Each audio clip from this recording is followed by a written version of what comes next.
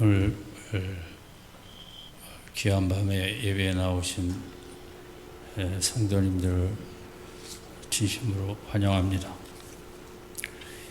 우리 365일 중에 다 귀한 날이고 또 기독교인으로서 더 귀한 날이 있지만 우리 주님 돌아가신 날은 어느 날보다 정말 귀한 날일 것입니다.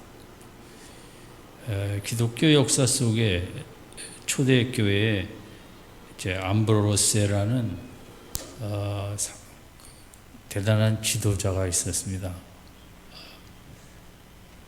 그분이 성금요일 밤에 이렇게 밀란에 주교로 계실 때 설교를 하러 올라가서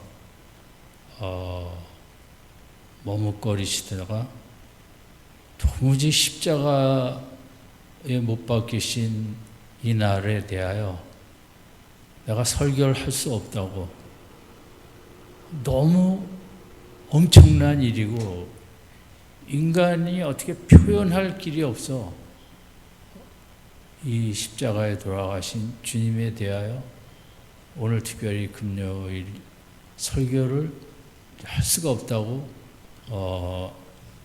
중지를 하고 내려가신 모양입니다. 또한 우리가 잘 아는 신라곤을 쓴 밀턴이라는 존 밀턴 시인은 십자가에 대하여 시를 몇 줄은 썼는데 아무리 시간이 지나도 쓸 수가 없다라는 것입니다. 인간의 언어로 십자가에 대하여 쓴다는 것이 너무나 크고 인간의 그런 문학의 형식으로 표현할 수 있는 그것과는 너무 차원이 다르게 결국은 그 시를 쓰지 못했다고 합니다. 우리는 십자가에 대해서 너무 친근하고 익숙하지만 또한 우리에게 필요한 것은 십자가가 얼마나 귀하고 위대하고 상상할 수 없는 하나님의 깊으신 사랑이 있는지 우리가 그 부분에 대해서도 힘써 잘 알아가야 될 것입니다. 오늘 본문을 이렇게 세 부분으로 분류할 수 있습니다. 15절에서 19절까지는 십자가를 지신 예수는 누구인가? 진짜 어떤 분이 십자가를 지셨는가? 그 부분이거든요. 그럼 20절과 21절은 십자가를 지신 그분의 목적은 무엇이냐 도대체? 그래서 화평이라는 단어가 나왔는데 악한 행실로 멀리 떠나 하나님의 원수가 되었던 우리를 하나님과 화목하게 하기 위해서, 인간이 하나님과 화평과 화목한 관계가 되지 못하면 글쎄요, 짐승과 큰 차이가 없다는 게 성경의 말씀이고, 십자가를 지신 목적을 19절 20절은 화목이라는 단어를 썼습니다. 결국 하나님과 인간의 그런 관계 회복을 위하여 십자가를 지셨다. 그러면 22절에 한 번 더 이제 십자가를 지신 진정한 인간적인 목적으로 따지면 화목하게 하사 너희를 거룩하고 흠없고 책망할 것이 없는 자로 세우기 위하여, 이 부분입니다. 십자가를 지심은 우리를 한마디로 말하면 거룩한 인생을 만들기 위하여, 십자가가 아니고서는 그래서 있을 수가 없다는 거죠. 거룩한 인생은. 그래서 그러면 이 십자가 앞에서 우리가 해야 될 일이 뭐냐? 23절 마지막에 이제 믿음에 거하고 그 복음의 터 위에 굳게 서서 소망에 흔들리지 않는 인간의 할 일이 있다는 거죠. 그래야 22절에 거룩한 자가 되어지고 십자가를 지신 예수님의 이제 그 계획과 목적을 이룰 수 있다는 거죠. 그래서 우리가 십자가를 지었는데 누가 십자가를 졌느냐? 첫 번째 생각할 것이 이 15절에서 19절까지죠. 그 죄를 진 강도가 십자가를 졌다. 무슨 아무 기사거리도 되지 않고 놀랄 것도 없고 당연한 결과로 넘어가야 할 것입니다. 그런데 그 십자가를 지신 분이 뭐 총독도 아니고 어떤 대표자도 아닌 어마어마한 분이 십자가를 지셨다는 거죠. 거기에 이제 우리 기독교의 위대성이 있는 거죠. 보통 사람이 우리가 조국을 위하여 일제시대에 목숨을 바쳐 애쓰고 6.25 때 그런 분들이 있죠. 귀한 분이죠.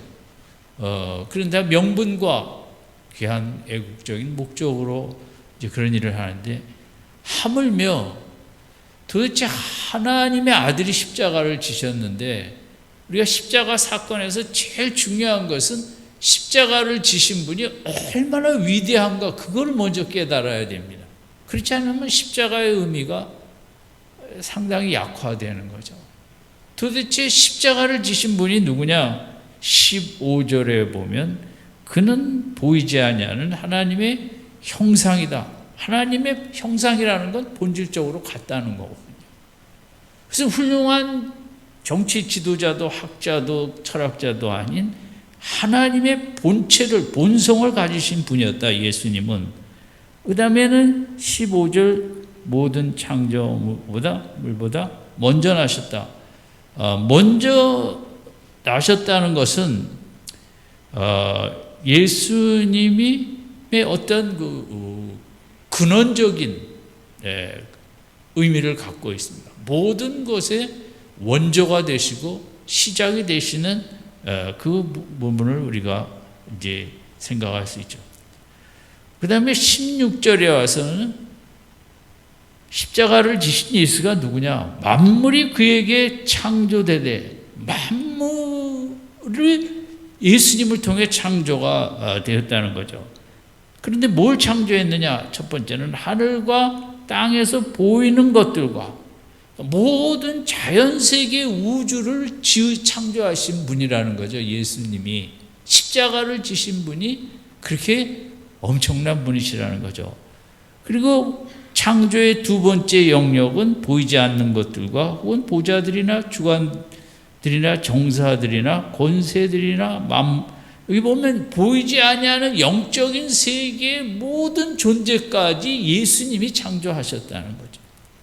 그렇다면 우리가 뭔가를 창업을 하신 분을 우리가 높이 평가하듯이 이런 세상에 보이는 모든 세계와 보이지 아니하는 영적인 모든 영의 존재까지 지으신 분이 창조하신 분이 예수님이라는 거죠. 그렇게 예수님은 높고 높으신 분이고 세계 여기 그다음에 권세들이나 쓴 세상의 지도자들이 다 자기가 똑똑해서 된 줄 알지만 그것도 다 하나님의 주권 속에 그다음에 만물이 다 그로 말미암아 창조됐다. 그러니까 이 땅에 우리가 보이는 영역과 보이지 않는 모든 영역에 어떤 하나도 빠짐없이 모든 것을 지으신 분이 예수님이시다. 우리가 십자가를 생각할 때 도대체 하나님의 아들이 십자가를 지셨다는 건 우리가 알죠. 그러면서 그렇지만 그분이 하신 일은 하나하나 그렇게 크신 분이 무슨 이유로 십자가를 지셨나? 그 부분이 우리가 묵상해야 되는 부분이겠죠. 그리고 15절, 16절 마지막에 보면 이런 모든 만물은 그로 말미암아 창조되었고 그를 위하여 창조되었다. 이 만물은 결국 왜 창조됐느냐?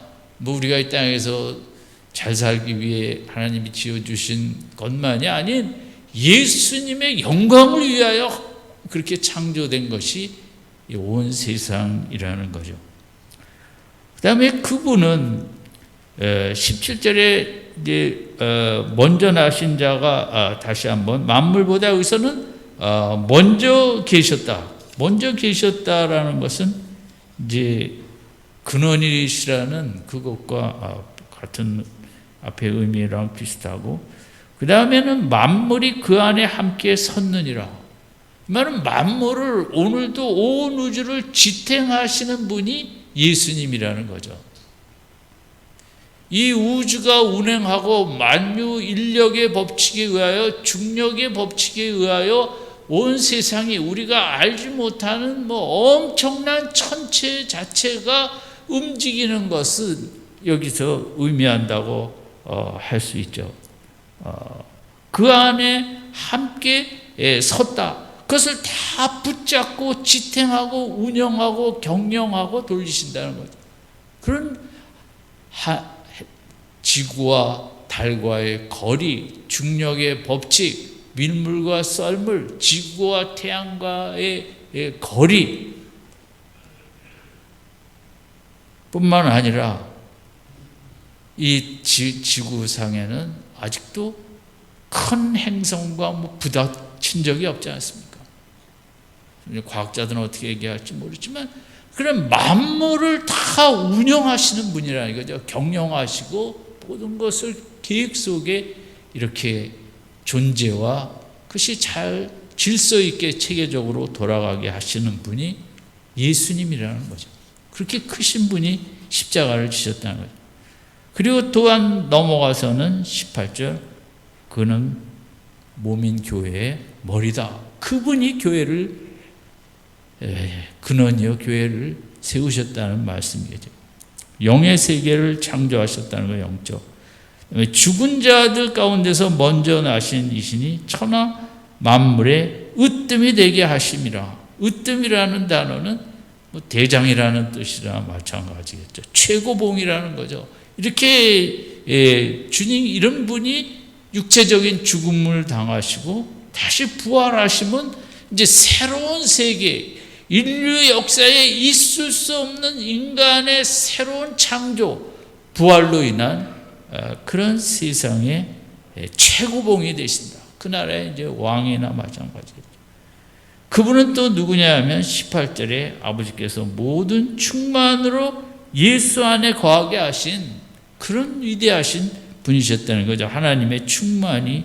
그러니까 15절에서 20절을 우리가 읽으면 다 아는 얘기지만, 그러나 예수님이 이렇게 위대하시고 높으시고 인간의 언어로 형용할 수 없는 크신 분임을 다시 한번 생각하면서 그분이 왜 그런데 십자가를 지셔야만 했는가, 이렇게 연결이 흐름이 되어져야만 우리는 십자가가 그렇게 귀한 것을 깊이 생각할 수 있게 되겠죠.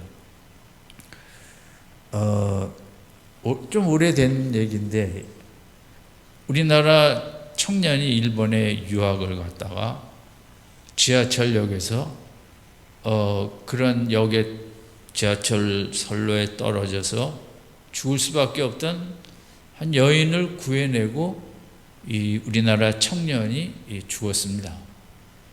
그때 일본이 온 나라가 떠들썩하게, 우리나라 백성도 아닌데 남의 나라 그 사람을 위하여 젊은 사람이 공부하러 와서 창창한 미래의 꿈을 가진 사람이 어떻게 이런 일을 할 수 있는가? 그래서 지금은 한일 관계가 상당히 좀 힘들지만 일본 사람들의 마음을, 일본 사람이 그랬다면 또 그것도 귀하지만 그들이 별로 좋아하지 않는 대한민국 사람이, 그 앞길이 창창한 젊은 청년이 그렇게 일한 것에 대하여 상당한 추모와 애도와 기념과 대단히 그들은 감동을 받았죠. 마찬가지로 십자가를 지셨는데 누가 십자가를 지셨는가? 도대체 이런 분이 왜 십자가를 지실 필요가 있겠습니까? 6.25 때 프랑스에 몽클라드라는 이제 분이 있었는데, 이분이 2차 세계대전 끝나고 공과도 많이 세우고 별 셋을 달고 은퇴를 했습니다. 근데 6.25 때 대한민국을 파병을 하려는데 대대장이 필요한데 잘 이렇게 가겠다는 사람이 없었던 것입니다. 그래서 이 삼성 장군이 그 대대장의 직급이 중령인데, 지금도 중령이죠. 대대장, 연대장이 대령이고, 내가 중령으로 가겠다. 그래서 이분이 계급 별세 출신인데 무궁화 같은 그 중령 계급을 달고 그 대대를, 전투대대를 끌고 한국에 왔습니다. 혁혁한 공과를 세우고 지평리 전투라고 이분 때문에 그 중공군 내려오는 거나 많은 공과를 세워서 기념관도 그 지평이라는 곳에 있다고 합니다.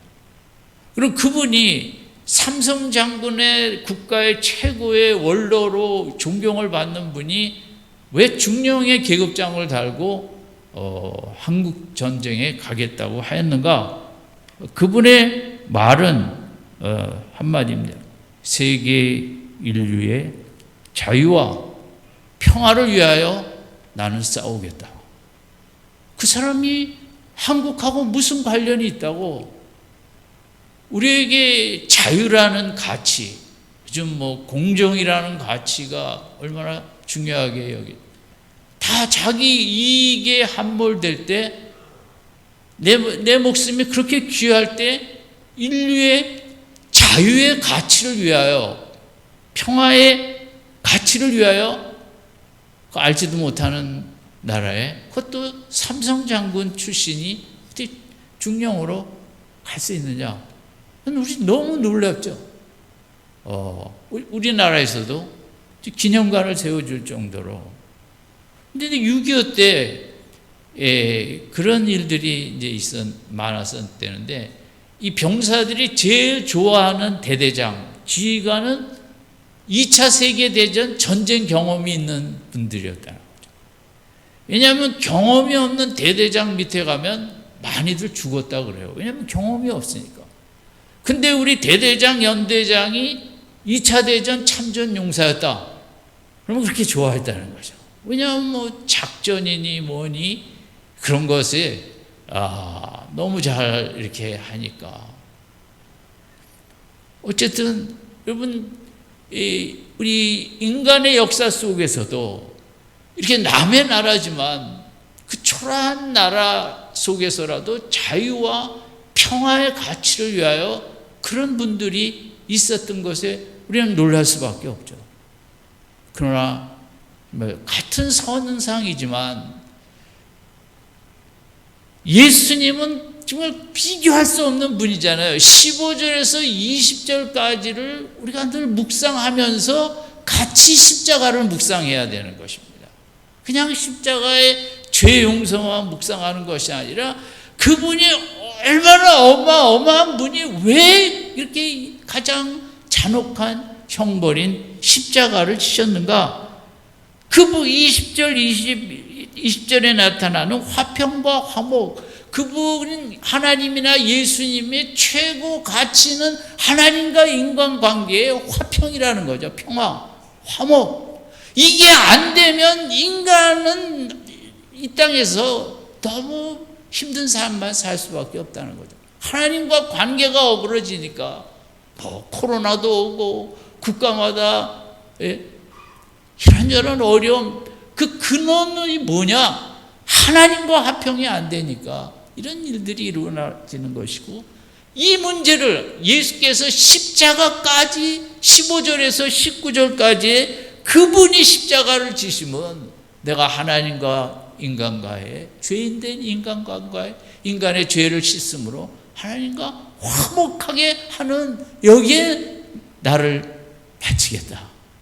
여러분, 이 밤에 우리가 감사해야 될 게 십자가지만, 십자가 때문에 내가 하나님을 아버지라 부를 수 있고, 힘들 때마다 아버지 찾으며 살고, 늘 아버지의 사랑을 그리워하고 사랑의 품에 안기며, 예수 십자가 때문에 하나님과 나와의 관계가 화목하고 화평하게 된 이 관계에 대하여 이 밤에 우리 그 십자가 속에서 이루어졌기 때문에 깊이 감사하는 복된 밤이 되시기를 바랍니다. 화목에서 끝나는 것이 아니라 화목한 다음에 십자가의 목적은 22절로 가는 거죠. 같이 읽겠습니다. 시작. 이제는 그의 육체의 죽음으로 화목해 하사 너희를 거룩하고 흠없고 책망할 것이 없는 자로 그 앞에 이 세 단어가 나왔지만 흠없고 책망할 것 없고 거룩하고, 거룩한 백성이죠. 죄를 싫어하는 백성, 죄를 미워하는 백성, 의를 사랑하는 백성.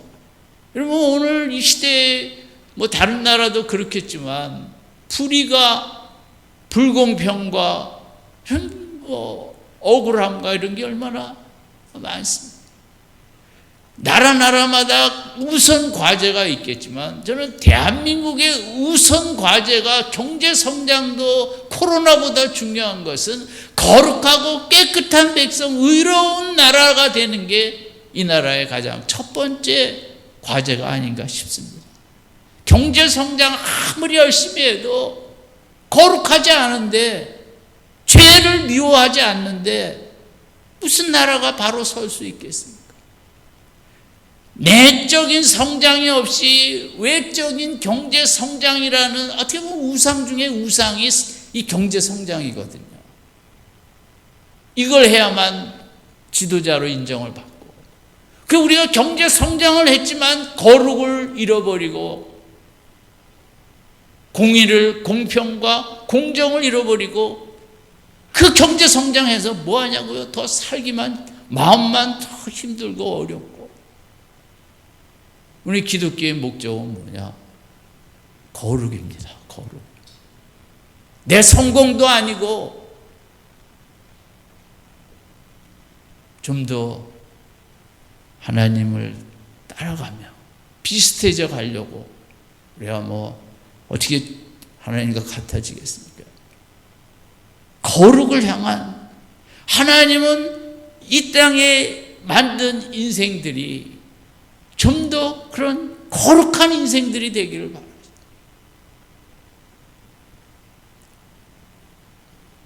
그래서 마지막으로 23절에 그럼 거룩한 백성이 되기 위하여 무엇을 해야 되느냐? 세 가지인데, 너희가 믿음에 거하고, 또 터 위에, 말씀의 터 위에, 이게 다 복음에 대한 믿음이죠.